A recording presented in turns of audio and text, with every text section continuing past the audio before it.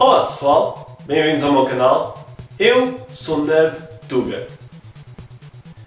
Lembra-se quando este filme era suposto ser o Ben Affleck?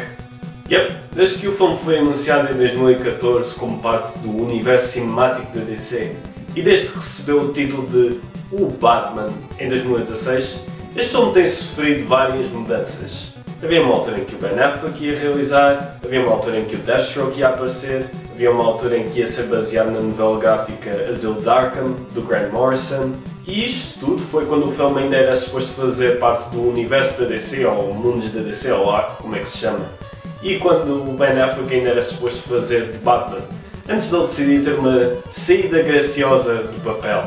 Felizmente, o realizador que ficou encarregue do filme, o Matt Reeves, teve liberdade para fazer a sua própria interpretação do Batman, em vez de se preocupar em ligar o filme à confusão que é o MCU da DC. E fiquei ainda mais entusiasmado quando o elenco foi revelado. Sim, até com o Robert Pattinson. Parece que é tradição que em cada novo filme do Batman há pelo menos um ator talentoso que faz os fãs fazerem birra só porque esteve nos quantos filmes maus. Mas vá lá, o Robert Pattinson nem sequer gosta dos filmes do Twilight. E para além disso, já entrou em vários filmes bons, simplesmente não são muito conhecidos. E mesmo antes do Twilight, toda a gente se esquece que ele já fez de Cedric Diggory no quarto Harry Potter. Força Hufflepuff. Vamos agora falar do filme O Batman. Parece que a trend agora é acrescentar um pronome ao título de um novo filme de uma saga. Bom, vamos para O Super-Homem e O Indiana Jones e O Alien. O filme foca-se numa versão do Batman que combate o crime há 2 anos e que agora dá-se de caras com uma nova ameaça, o Riddler. O Riddler é um assassino em série que está a assassinar figuras importantes de Gotham para expor um dos maiores segredos da cidade, que se for revelado é capaz de destruí-la, com o Alfred e o Jim Gordon a ajudá-lo, o Carmine Falcone e o Pinguim a servirem de obstáculos e a Selina Kyle a ser um pouco dos dois. O Batman vai ter que travar o Riddler antes que seja tarde demais. Bem, tenho o prazer de anunciar que o Robert Pattinson trouxe-nos mais um excelente Batman. Ele de facto tem a presença e a austeridade necessárias para tornar o Batman o pesadelo dos criminosos de Gotham. Tenho de dar atenção especial à voz, que é capaz de ser a melhor voz do Batman em qualquer filme. Não é tão subentendida como a do Keaton, não é tão forçada como a do Bale, nem tem um filtro estranho como a do Affleck. Algo que também faz com que o Batman do Pattinson se destaque bastante é a ênfase na parte de detetive da personagem. A história testa bastante as suas aptidões como detetive, especialmente tendo em conta que grande parte da história é um mistério de crime. Porém, este filme também mostra que este Batman ainda tem muito para aprender. Certos valores que ele tem, como não matar nem usar armas, já estão lá, mas ele ainda é muito violento e está cheio de ódio. A relação entre ele e a polícia ainda está muito tensa e ele não percebe que, apesar da polícia não ser perfeita, muitos deles têm o mesmo objetivo que ele, apenas métodos diferentes. Precisa também de perceber que não basta ser um símbolo de medo para os criminosos, também precisa de ser um símbolo de esperança para as pessoas que protege. Até quando é detetive, o Batman persegue pistas que parecem razoáveis e lógicas, mas que depois o conduzem a becos sem saída. Felizmente, ele tem o Jim Gordon para ajudá-lo. Embora eu ache que o Jim Gordon do Gary Oldman nunca será superado, o Jeffrey Wright esteve mais perto do que qualquer um. Adoro a determinação dele para ajudar as pessoas e travar os crimes, para além de que tem um excelente sentido de humor. Isto torna-o bastante distinto como Jim Gordon e ao mesmo tempo bastante fiel à personagem das bandas desenhadas. A melhor parte é a relação que ele tem com o Batman, especialmente no que toca àquilo que eles aprendem um do outro. Graças ao Gordon, Batman aprende a ser mais calmo e tranquilo e a ver o bem nas pessoas. E graças ao Batman, o Gordon aprende a abrir os olhos para a corrupção da polícia, o que será importante para depois melhorá-la. Também do seu lado está o Alfred Pennyworth. Desde o Batman de 89 que o Alfred tem sido excelente, mesmo nos piores filmes, e isso continua com o Andy Serkis.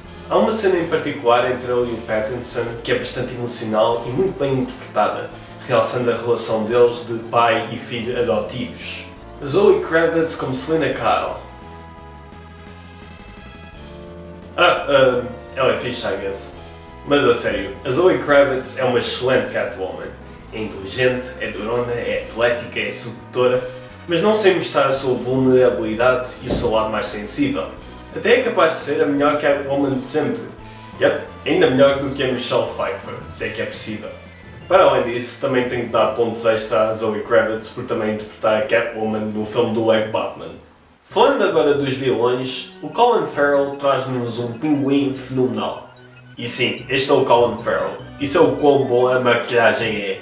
O Oswald Cobblepot, neste filme, tem basicamente o mesmo papel que tinha nas novas aventuras do Batman, na medida em que serve como alguém ao qual o Batman vai buscar informação sobre o submundo de Gotham. Às vezes ele é cooperativo e dá a informação que o Batman precisa, e às vezes é preciso um pouco de persuasão por parte do Batman para ele largar a informação.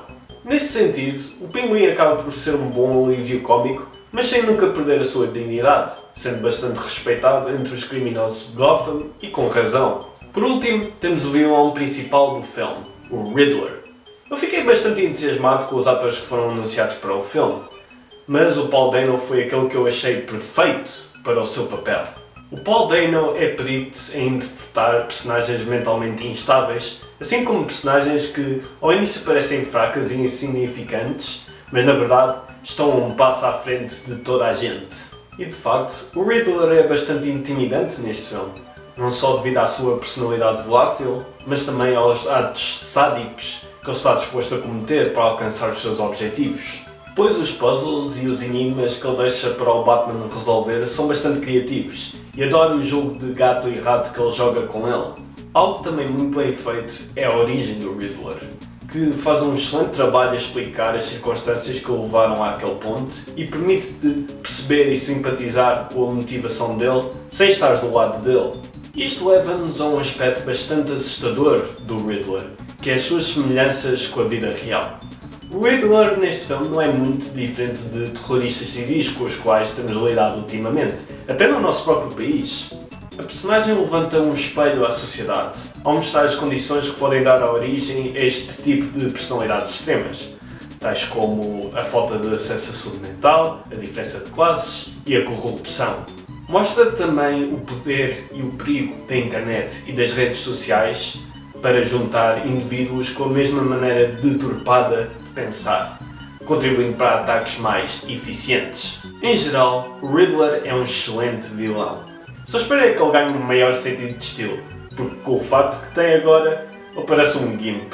Realmente, este filme aborda temas muito profundos, mas não seria um filme do Batman sem cenas de ação, que neste caso, felizmente, arrasam. Tanto as lutas como as perseguições são filmadas com poucas interrupções e longas filmagens. E mesmo quando está escuro, dá para perceber exatamente o que é que se está a passar. Adoro em particular quando nas cenas de ação a única fonte de iluminação é explosões e ou disparos de metralhadoras. Uma excelente escolha de estilo. Falando nisso, o estilo adotado é realista, sendo bastante parecido com o do Nolan, mas ao mesmo tempo é bastante distinto, ao ter uma grande ênfase na personalidade rica de Gotham e das personagens que lá residem. Isso reflete-se bastante no guarda-roupa, sendo um bom exemplo o fato da Selina, que é um típico fato de ladra, mas que tem pequenos detalhes bastante fiéis à personagem. Pois o fato do Batman é dos melhores em qualquer filme. Um detalhe que eu gosto muito é o facto de que ele tem maquilhagem preta na cara para fazer os seus olhos destacarem-se mais debaixo da máscara. Bem, já perceberam que este filme é excelente. Será que há alguns aspectos negativos? Bem, são umas pequenas coisas.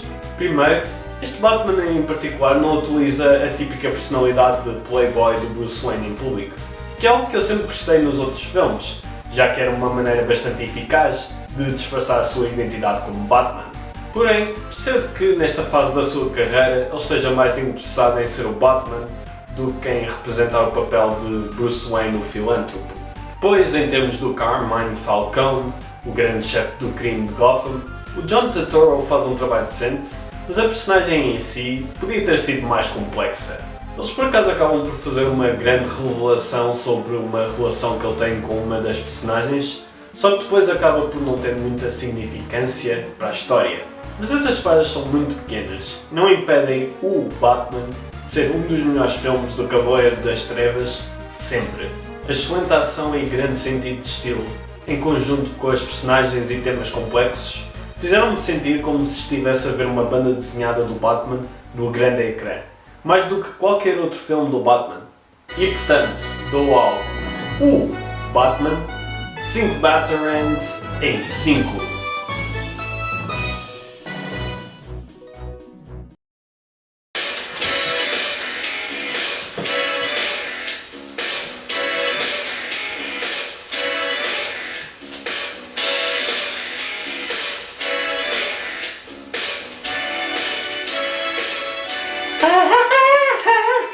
Oh hell, knew you were in town. Don't you know, get around. Black and grey, full of green. The darkest night you've ever seen. Tell you what his name is. Batman, Batman. Beats up bad guys like nobody can. Phantom violation, no room for him in this nation. Batman, Batman.